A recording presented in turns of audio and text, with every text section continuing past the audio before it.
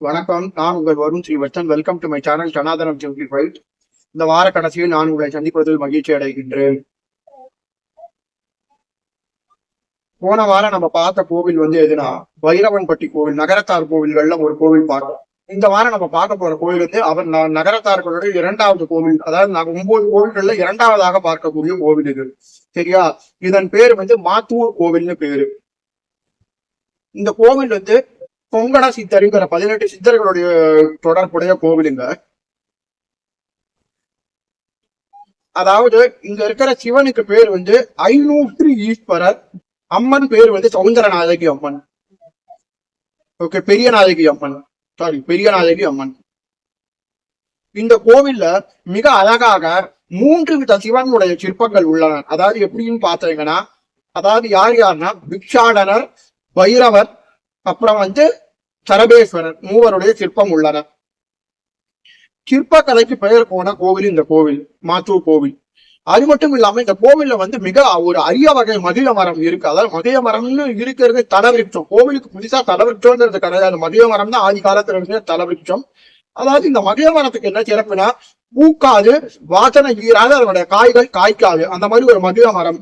அது மட்டும் இல்லாம இந்த மகிழ மரத்துல என்னதுன்னா, இந்த கோவில் அந்த மாதிரி எப்படின்னா, இது கடியில மகிழ மரத்தடியில ஒரு முனீஸ்வரர் அரூபமா குடிக்கொண்டிருக்கார். இதுக்கு பக்கத்திலேயே ஒரு கருங்கல் மேடை அமைத்து, ஒரு சூல பீடம் அமைத்து, சூலம் நடப்பட்டு, ஒரு கருங்கல் மேடை வைப்படப்பட்டு, அங்கே கீழே கதை பாத குரடைகள் வைப்படப்படுகின்றது. அங்க அவர் மகிழ மரத்தடி முனீஸ்வரராக வைப்படப்படுகின்றார். இந்த கோவில இவருக்கு அப்பம், மோதகம், கஞ்சா ரொட்டி போன்றவை அனைத்தும் நிவேதிக்கின்றனர் இந்த முனீஸ்வரருக்கு. இது மட்டும் இல்லாமல் இந்த கோவில்ல வேற என்ன விசேஷம்னா, நந்தி தேவரை பாக்குறோம். நந்திக்கு மிக சிறந்த வழிபாடுகளுக்கு போன இதுலயே சொன்ன நந்திக்கு அவர்கள் மிகுந்த முக்கியத்துவம் கொடுப்பார்கள். இந்த கோவிலில் நந்தி தேவர் எவ்வாறு உள்ளார் என்றால், இந்த கோவிலில் அதாவது கருங்கல் பீடத்தின் மீது அமைக்கப்பட்ட 4 பக்கமும் சிம்மங்கள் அமைக்கப்பட்ட பீடத்தின் மீது அமைந்துள்ளார் நந்தி தேவர். இவருக்கு பிரதோஷ காலத்தில் விசேஷ பூஜைகள் நடைபெறுகின்றன. சரி, கோவிலோட தரவரலான பார்ப்போம். அதாவது இந்த கோவில் ரொம்ப விசேஷமான கோவில். எப்படின்னா, கொங்கணர்னு ஒரு 18 சித்தர்களில் ஒருவர். இவருக்கு ரசவாத கலை என்பது தெரியும். அதாவது சித்தர்களுக்கு ரசவாதம் என்பது தெரியும். குளிகையை தங்கமாக்குவது போன்ற விதைகளை, செப்புகளை தங்கமாக்குவது போன்ற விதைகளை எல்லாம் கற்றவர்கள் சித்தர்கள். ஆல்கெமி அப்படின்னு பேரு கெமிஸ்ட்ரியில. அதாவது குளிகை, லிங்கம்,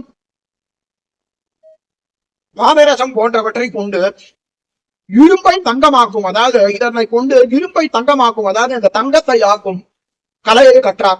செப்பு இதனை மற்றும் செம்பு இதனை கொண்டு தங்கமாக்கும் கலையை கற்றார். கொங்கணம் எனும் ரசவாதத்தை அறிந்த சித்தர். அதாவது அதாவது இவர் என்ன பண்றாருன்னா, இந்த மாற்றூர் கோவில் வனத்தில் தவம் முதல்ல 16 மாற்று தங்கங்களை செய்தாராம். அப்புறம் இங்க உள்ள விராலிக்காடு, அதாவது வீரக்காடு, விராலிக்காடிலிருந்து ஒரு குண்டலிகைன்னு ஒரு விதமான ஒரு மூலிகை காற்றினை கொண்டு தங்கத்தை ஆக்கினார். இதுல இருந்து 500 மாற்று பொண்ணை தங்கமாக்கினார்னு பேராம். 500 மாற்று பொண்ணை தங்கமாக்கினார் ஒரு இலைச்சாற்றினை கொண்டு. தூதகம், லிங்கம் போன்றவற்றை எல்லாம் கொண்டு, தூதகம், லிங்கம் போன்ற மற்றும் பச்சிலை மற்றும் தாமிரம் போன்றவற்றை எல்லாம் போட்டு முதல்ல 16 மாற்று தங்கத்தை தயாரித்தாராம் கொங்கண சித்தர். அதுக்கப்புறம் என்ன ஆச்சா, இங்குள்ள விராலி காடுகளுக்குள்ள கள்ளிக்காட்டுக்குள்ள தவம் பண்ணி கொண்டிருந்த போது ஒரு இலைச்சாற்றின் அற்புத இலைச்சாற்றினை கொண்டு 500 மாற்று தங்கத்தினை உருவாக்கினார் இந்த சித்தர். அப்போது இந்த சித்தருக்கு தாகம் எடுத்துதான். அப்பொழுது இவருடைய தாகத்தை தணிப்பதற்கு சிவபெருமான் என்ன பண்ணாரா, பிச்சாடனர் ரூபத்துல எழுந்தருளினாரா கொங்கணர் சித்தர் முன்னாடி. ஒரு குடுவையில் தீர்த்தத்தை கொண்டு, ஒரு கிண்டியில தீர்த்தம் கொண்டு அப்படி அவர் கொங்கணரிடம் தீர்த்தத்தை கொடுக்க அவர் தீர்த்தத்தை தாகம் தீர பருகினாராம் கொங்கண சித்தர். பருகுவதற்கு அப்புறம் என்ன ஆச்சா, அப்ப சிவபெருமான் என்ன பண்ணாரா, தன்னோட தங்க குடுவைகளையும் தங்க கட்டிகளை காலால் எட்டி உதைத்தாராம். உடனே தான் யார் பரம்பொருள் என்று யார் இறையின் இருப்பை உணர்ந்தார், அவருடைய பொன்னாசை நீங்கியதாம் சித்தருக்கு, கொங்கண சித்தருக்கு. அதனாலே இந்த சிவனுக்கு பேரு 500 ஈஸ்வரர். 500 மாற்று தங்கத்தை கொடுத்தவனால் இவருக்கு திருநாமம் 500 ஈஸ்வரர் என்ற பெயர் ஏற்பட்டது என்று சொல்லப்படுகிறது.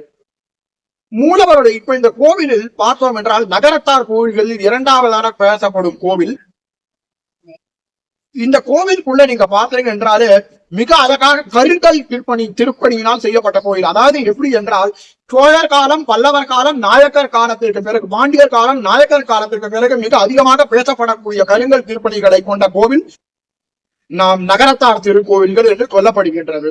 இந்த கோவிலுடைய நுழைவாயிலுக்குள்ள போறோம். அதாவது இந்த கோயிலுக்கு பக்கத்துல இருக்கிற குளத்துக்கு பேர் வந்து கமலாலய குளம் அப்படின்னு பேரு. இங்க வந்து கலங்காத கண்ட விநாயகர் அப்படின்னு ஒரு விநாயகரோட கோவில் இருக்கு. இந்த கோவிலுக்குள்ள பாத்தீங்கன்னா இங்க விநாயகருடைய பல உருவங்கள் வந்து புடைப்பு சிற்பங்களாக செதுக்கப்பட்டுள்ளாங்க. தண்டாயுதபாணி, அப்புறம் முனீஸ்வரர், ஹனுமனுக்கு உபதேசம் செய்யும் ராமர், துர்க்கை போன்ற சிற்பங்கள் எல்லாம் இந்த கோயில புடைப்பு சிற்பங்களாக மிக அழகாக வடிக்கப்பட்டுள்ளன கருங்கல்லில். அது மட்டும் இல்லாம நான் நேரம் நுழைகின்றோம். கோயிலோட இடதுபுற வாயிலில் இடது கோபுர வாயில் காவல் தெய்வதமாக விநாயகர் அமைந்துள்ளார். நேரே நாம் உள்ளே செல்கின்றோம். உள்ளே செல்லும் போது இங்கே ஏற்பட்டுள்ள ஒரே கற்களினால் ஆன கருங்கல் படிக்கட்டுகள் அமைக்கப்பட்டுள்ளன. இந்த கோவிலில் மிக வியப்புக்குரிய சிற்பம். அது மட்டும் இல்லாமல் நான் உள்ளே செல்லும் போது பெண்ணுடைய சிற்பமும் மற்றும் பலவித அழகிய கொடுங்கைகளுடன் அமைக்கப்பட்டுள்ளது. மேலே நாம் பார்க்கின்றோம் கோயிலின் தலைவர்களாலும் வந்து மிக அழகாக மூலிக வர்ணங்களை கொண்டு சிற்பங்களாக வண்ணங்களாக ஓவியங்களாக தீட்டப்பட்டுள்ளன. இப்போது நாம் உள்ளே செல்கின்றோம். நேரம் வந்து அர்த்த மண்டபம், மகா மண்டபம், உற்சவ மண்டபம் போன்றவை எல்லாம் உள்ளன. இந்த நேரே நாம் நந்தி மண்டபமிடம் செல்கின்றோம். நந்தி தேவர் அமர்ந்துள்ளார். கீழே 4 சிங்கங்களை கொண்ட பீடம் அமைந்துள்ளது. இங்கிருந்து நேராக நாம் வந்து அர்த்த மண்டபத்திற்கு நுழைவில் மகா மண்டபத்தை பார்க்கின்றோம். அங்கே விநாயகர், முருகன், ரிஷபாரூடர் போன்ற சிற்பங்கள் வெள்ளைக்கல்லினால் செதுக்கப்பட்டுள்ளன. இந்த கோவில் முழுக்க வெள்ளைக்கல்லினாலே செதுக்கப்பட்டுள்ள கோயில் என்று சொல்லப்படுகின்றது. திருவண்ணாமலை போன்ற ஊர்களிலிருந்து வெள்ளை கற்களை கொண்டு நகரத்தார் திருப்பணி செய்துள்ளார்கள் இந்த கோவிலுக்கு. இதற்கு பிறகு நாம் பிராகார வளம் வர ஆயத்தமாகின்றோம். அங்கே பிராகார வளம் வரும்போது நாம் பார்க்கின்றோம், பிராகார வளத்தின் போது மகிழ மரத்தடியை நாம் முன்பே பார்த்தோம். அங்கே முனீஸ்வரர் குடிக்கொண்டுள்ளார். அது மட்டும் இல்லாமல் நாம் பிராகாரத்தில் பார்க்கும் போது பட்டினத்தார் சேத்தியாருடன் கூடிய 63 நாயன்மார்கள் உள்ளார்கள். அது மட்டும் இல்லாமல் இந்த கோவில்ல காட்சி தந்தார் விநாயகர், ஆதி விநாயகர், ஆதி ஈஸ்வரர், அது மட்டும் இல்லாமல் காசி விஸ்வநாதர், விசாலாட்சி போன்ற தேவதைகள் உள்ளார்கள். முருகனுடன் காட்சி கொடுத்த முருகன் போன்றவர்களுடன் நேரே ஈஸ்வரன் சன்னதியை பார்த்தோம் என்றால் கொடுங்கைகள் மிக அழகாக அமைக்கப்பட்டுள்ளன. எங்க மேலே ஈஸ்வரனுடைய கருங்கல் சிற்பம் பிள்ளையார் முருகனுடன் அமைக்கப்பட்டுள்ளன. மேலே மூலஸ்தானத்தில் உள்ளே நாம் பார்த்தோம் என்றால் அழகாக சிவன் 500 ஈஸ்வரர் அமர்ந்துள்ளார். பக்கத்திலே ஒரு சிறிய விநாயகரும் அமர்ந்துள்ளார். உள்ளே சில உற்சவ தேவதைகள் அமைக்கப்பட்டுள்ளன. அது மட்டும் இல்லாமல் இந்த கோவிலோட கொடுங்கைகளை பார்த்தால் மேலே அழகாக சாளரங்கள் அமைக்கப்பட்டுள்ளன. அது மட்டும் இல்லாமல் இங்க இருக்கக்கூடிய கோமுக தீர்த்தங்கள் இந்த சாளரம் வழியாக அழகாக அது வந்து இதில் விழுகின்றன. பக்தர்களுடைய கைக்கு கிடைக்கும்படியாக அமைக்கும்படி செய்யப்பட்டுள்ளன. மற்றும் பிராகார தேவதைகளான கோஷ்ட தேவதைகளான அண்ணாமலையார் என்கிற லிங்கோத்பவர், அதில் அடிமுடி காண முடியாதது போன்ற மிக அழகாக அமைக்கப்பட்டுள்ளது. பிறகு நான்முகனாகிய பிரம்மா, நான்முகன் எனும் பிரம்மா மிக அழகாக தனது வாணி தேவியுடன் அமைக்கப்பட்டுள்ளார். கையில் கமண்டலம், அச்சமாலை போன்ற இருடன். அது மட்டும் இல்லாமல் இந்த கபோதக கூடுகளில் பின்னதாக விஷ்ணு துர்க்கை தக்னாமூர்த்தி சன்னதி அமைக்கப்பட்டுள்ளது. இங்கு தக்னாமூர்த்தி சன்னதி அமைக்கப்பட்டிருக்கும் விதம் மிக அழகாக அமைந்துள்ளது. தக்னாமூர்த்தி மிகவும் அழகாக அமைந்துள்ளார் கல்லால மரத்திற்கு. இங்க மிகப்பெரிய சிறப்பு என்னவென்றால் சிம்ம யாழி செதுக்கப்பட்டுள்ளது. அதனுடைய வாயில் கல்லுருண்டையை வைத்து உருவாக்கியுள்ளார்கள். இந்த கல்லுருண்டையை வைத்து உருவாக்கியுள்ளவர்கள் வந்து வாயிலிருந்து எடுக்க முடியாதபடி இந்த சிம்மத்துடைய வாயில் உள்ள கல்லுருண்டை உருட்டலாம், ஆனால் அதனுடைய வாயில் இருக்கக்கூடிய கல்லுருண்டையை வெளியே எடுக்க முடியாது. அப்படிப்பட்ட அற்புத சிற்பத்தை உருவாக்கியுள்ளார்கள். இந்த கோவிலை உருவாக்கியவர்கள் வந்து தேவக்கோட்டை சார்ந்த எரிவன் கோட்டை நாட்டு நகர சிற்பிகள் வந்து இந்த கோயிலை வடித்தார்கள். இந்த கோயிலுக்கு ஒரு அழகான நகர விடுதியும் இவர்களுக்கு நகரத்தார்கள் கட்டி கொடுத்துள்ளார்கள் என்பது புலப்படுகின்றது கல்வெட்டு சான்றுகளில். இந்த கோவிலை உருவாக்கிய சிற்பிகளானவர்கள் யார் என்றால் மைனி சிற்பி மற்றும் அவர்களுடைய புதல்வர்களான வேலாயுதம் மற்றும் லிங்கேஸ்வரன் போன்றவர்கள் இந்த கோயிலை உருவாக்கியுள்ளார்கள். இந்த கோவில்கள் 1984 ஆரம்பிக்கப்பட்ட திருப்பணி 1994 முடிக்கப்பட்டது. இந்த கோயிலின் செலவு மொத்தம் 10 லட்சம் கருங்கல் திருப்பணி. நாம் பிராகாரவலம் வருகின்றோம். மேலே நாம் கோவிலுடைய சுவாமியின் கூடுகளை பார்க்கும் போது பறவைகள், குரங்குகள் சில எவ்வாறு அமைக்கப்பட்டுள்ளன. மந்தி என்றால் பெண் குரங்கு என்று சொல்லலாம். ஒரு சில குரங்குகள் தனது குட்டியுடன் இருக்கின்றன. பேன் பார்க்கும் கோலத்தில் ஒரு குரங்கு வாழைப்பழத்தை உண்கின்றன. இன்னொரு குரங்கு கடுவன் எனும் தேங்காய் மூடியை பின்னு கொண்டிருக்கின்றன. மற்றும் கபோதகம். இந்த கோவிலில் நாம் பார்த்தோம் என்றால் கபோதக கூடுகளில் பறவைகள் மற்றும் விலங்குகளின் சிற்பங்களை எல்லாமே வைக்கப்பட்டுள்ளன என்றே சொல்லலாம். ஒரு மேல் கூடுகளில் பார்த்தோம் என்றால் யாழி மகர கூடுகளுடன் அமைந்துள்ளன. இது வேறுக்கும் காண முடியாத சிற்பங்கள். மேலே பலவிதமாக கஜலங்கார மூர்த்தி, திரிபுராண்ட தாண்டவர்கள், நடராஜர் போன்றவை எல்லாம் மிக அழகாக நுண்ணிய சிறிய முறையில் அமைக்கப்பட்டுள்ளன. பிறகு நாம் பார்த்தோம், பிரகாரவரம் வருகின்றோம். மிக அழகாக பள்ளி அறை வந்து கருங்கல்லால் கருப்பு கல்லினால் அமைக்கப்பட்டுள்ளது பள்ளி அறை. பிறகு இன்னொரு சன்னதியில் சோமாஸ்கந்தருக்கு சன்னதி அமைக்கப்பட்டுள்ளது. பிறகு ஆடல் வல்லான் சன்னதியும் கருப்பு கல்லில் அமைக்கப்பட்டுள்ளது. ஆடல் வல்லான் நடராஜர். இங்கே மிக அழகாக செப்பு திருமேனியாக நடராஜர் விளக்குகின்றார். அவருடைய பாதங்களில் உள்ள சிலம்புகள் மிக அழகாக வடிக்கப்பட்டுள்ளன. பக்கத்திலே சிவகாமி அம்மையும் மாணிக்க வாசகரும் உள்ளார்கள். அதற்கு பிறகு நாம் பிராகாரவனம் வருகின்றோம். நேரடியாக இந்த கோயில் ஆதிகால பிறந்த வரதராஜ பெருமாளுடைய சிலை ஒன்று கோவில் அகழாய்வில் கிடைக்கப்பட்டுள்ளது. அவர் ஸ்ரீதேவி பூதேவியுடன் உள்ளார் தனி கோவிலில் வரதராஜ பெருமாள். அது மட்டும் இல்லாமல் கஜலட்சுமியின் சிற்பம் அமைக்கப்பட்டுள்ளது. இந்த கஜலட்சுமியுடைய சிற்பம் மிக அழகாக அமைந்துள்ளது. யானைகள் இரண்டும் தமது தூதிக்கையால் நீரை பொழிகின்றன. மகாலட்சுமி மீது ஒற்றை கல்லினால் ஆன திருவாட்சி மிக அழகாக அமைக்கப்பட்டுள்ளது. இவருடைய சிற்பக்கலை காண்பிக்கு இதையெல்லாம் வியக்க வைக்கும் சிற்பங்களாக இருக்கின்றன. அடுத்ததாக நாம் பார்க்கின்ற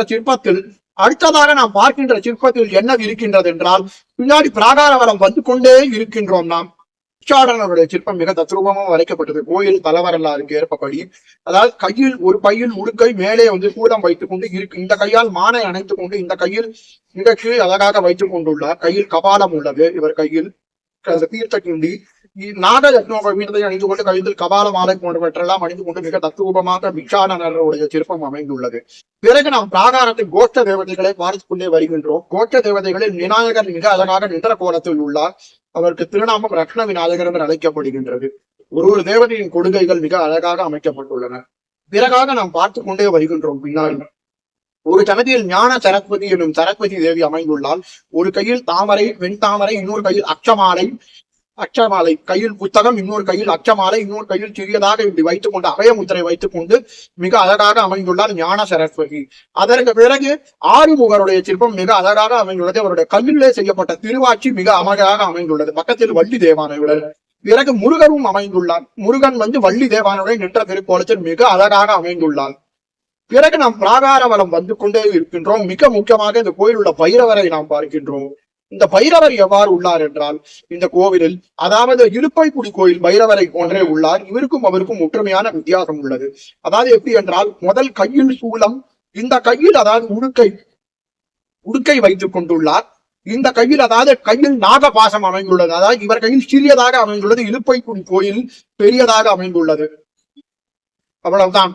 நாகபாசம், கையில் கபாலம் ஏந்தி கொண்டிருக்கிறார். அந்த கோயில் உள்ள பைரவர் வந்து ஸ்வர்ணாகர்ஷண அக்ஷய பாத்திரத்தை ஏந்தி கொண்டுள்ளார். இந்த பைரவர் இரு நாய் வாகனத்துடன் நாய்கள் இரண்டும் அமர்ந்த திருக்கோலத்தில் உள்ளன. பைரவரை நோக்கியபடியே அமர்ந்த திருக்கோலத்தில் உள்ளன என்றே சொல்லலாம். 2 நாய்களுடன் காட்சி பெறுகின்றார் பைரவர். அது மட்டும் இல்லாமல் இந்த கோவிலில் நாம் பிறகு வலம் வந்து கொண்டே இருக்கின்றோம். இங்கே தரபேஸ்வரருக்கும் தனது உள்ளது. இந்த கோவிலில் தரபர், அதாவது எப்படி என்றால் மிக அழகாக அமைந்துள்ளது தரபரின் சிற்பம். முனிவர்கள் துதிக்கும்படி அதன் கால்கள் யாழியின் கால்களுடன் அமைந்துள்ளது தரபர் சிற்பம் தனி சன்னதியில்.